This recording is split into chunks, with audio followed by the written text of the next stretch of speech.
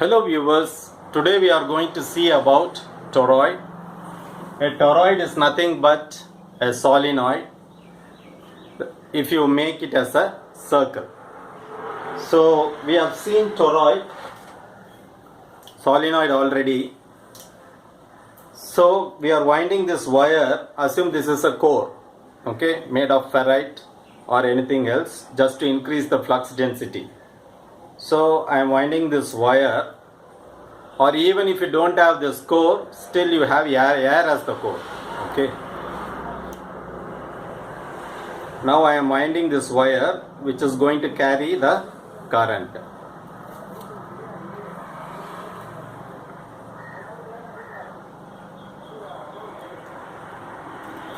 Okay. Now I have a solenoid. Suppose I am connecting a battery here, positive this side and negative this side. So current starts flowing this way.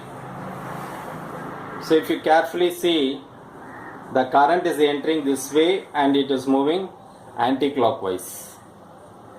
That means this end is north, that end is south. Okay? Right. Now what happens is, if this coil, if you turn around and make it as a circle like this, then we call the same solenoid as a toroid. Now in solenoid we have seen 99% of the flux density is concentrated within the core. It goes inside the coil. The same thing happens here also. We will make use of Ampere's law and we will see the construction and how it's working. I told you about the construction, basic construction. I have shown in the diagram also. So let us discuss few important points on toroid. Okay. Now this is our toroid. So current is entering here, moves around along the circular path and it leaves out like this. Okay. Now the cross section, so you can consider this inside some point, outside some point P. We are going to consider inside this path, inside magnetic field, outside magnetic field, and inside this toroid, that is here, this point, that is the radius from this point is to the center point of the coil is R. So we are going to consider 3 points, inside, outside and inside this coil. Okay, the cross-sectional view of this toroid is given here. So this is the center point, so this is O.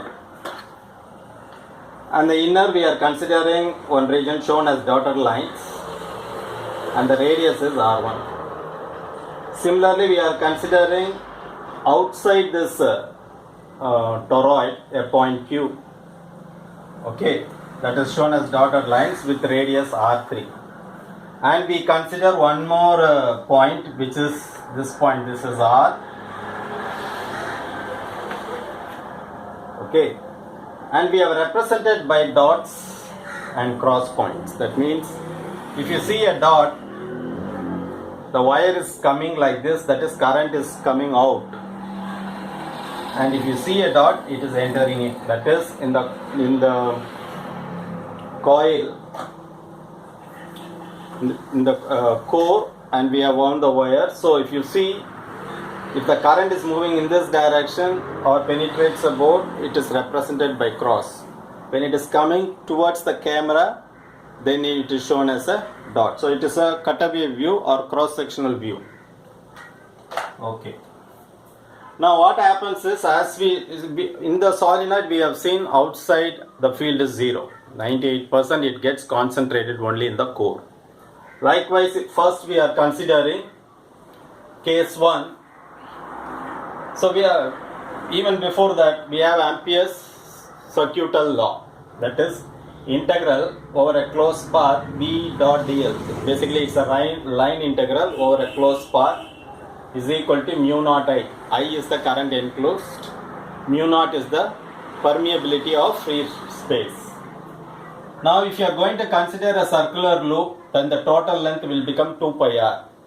Okay, so that's what is written here. It can be any shape, any path, but here we are dealing with circular path, therefore this will take the value of 2 pi r. So B into that length is equal to mu naught into current enclosed. This is basic Ampere circuital law. So first we will deal with case 1. So for case 1, B1, we are considering inside point and we are arbitrarily taking some radius. So this radius is R1. So B1, if you check out for the entire loop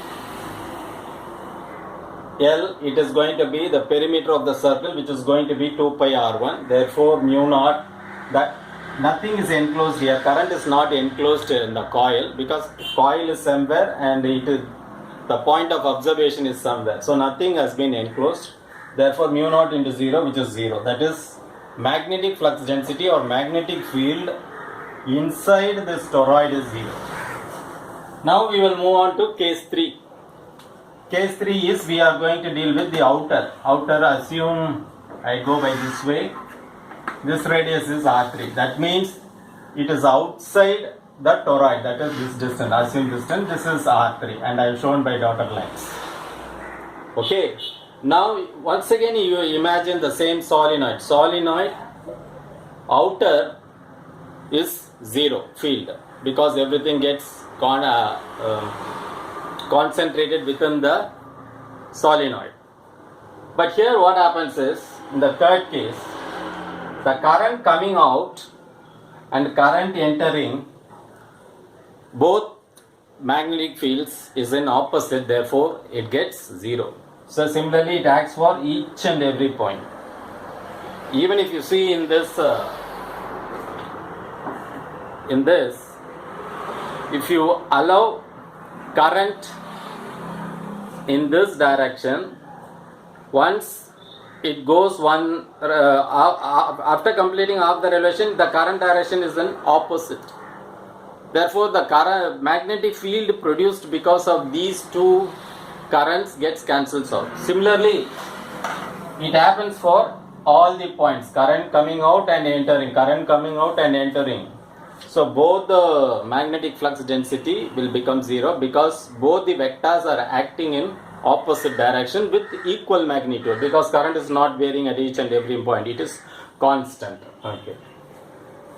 So therefore I can say for this radius BL, now L is this perimeter which is 2 pi R3. Therefore here also nothing and no current is enclosed. So mu naught into 0 is equal to 0 for B30, that is outside the toroid. Now we are interested at the inside of the toroid, in this coil. So I am calling this as some R, some radius R. So B into, for this the perimeter will be, circumference of the circle is 2 pi R. So mu naught into I. So I have put N. So this formula is applicable for one loop. But if you consider for n loops, what will happen? You have to multiply by n. Therefore, mu naught n into I.